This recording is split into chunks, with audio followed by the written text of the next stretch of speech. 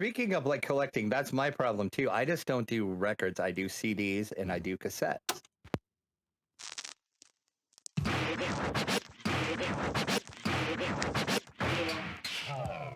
Yep. So, add that on, and then, like you said, I'm finding myself now that I hit that about the time maybe I hit like 1500, 1600.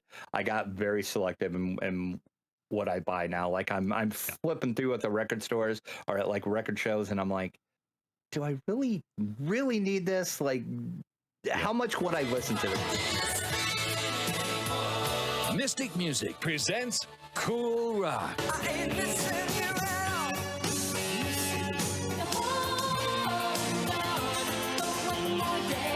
Because I am one of those record girls. I actually listen to my collection. Yeah. No, I can't say that I've listened to them all. I mean, at one point I've listened to them all, but I don't just, buy them, look at them and say, okay, this is cool. I put them in my shelf. I put them on my Discogs. No, I actually actively listen to my music. So Yep, I'm the same way. I open my records, I listen to my records, I even have worn out my records. Some of my theoretically most valuable records, I've got a really nice 70s Hawkwind, for example, that at one point was in good shape 20 some years ago, but I've literally listened to it so much that it's kind of worn out. And some people are going to be like, oh my gosh, why did you do that? But for me, vinyl is about listening. It's about that experience of putting on the record. Now, I love the collecting. I love finding good deals. I love finding that cool $200 record, something like that. But really, when it comes down to it, I'm buying the stuff to listen to, and it is going to suffer in terms of wear and tear as a result. Imagine a world where time drifts slowly. A world where music carries you away. Experience pure moods, the perfect soundtrack for your way of life. And that's it. Music was meant to be listened to. It's like, yeah, like the cover art is amazing on records. You can pull it out and look at the cover art, or if it's like a cool pressing on like a colored vinyl, it looks cool. But you want to listen to it. You want to enjoy the music. That's why the artist made the music. Yeah. So, yeah. Although I have been known just to buy something for an album cover.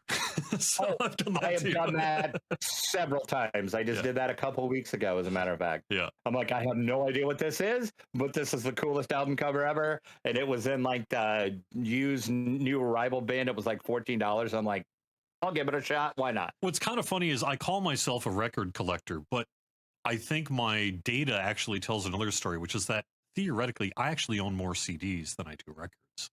And that's really a change over the past 2 years with the drop in the CD prices and the rise of records. I went to a flea market the other day, and they had literally a crate of probably 200 CDs. And I was like, well, how much you want for CDs? He was like, $20.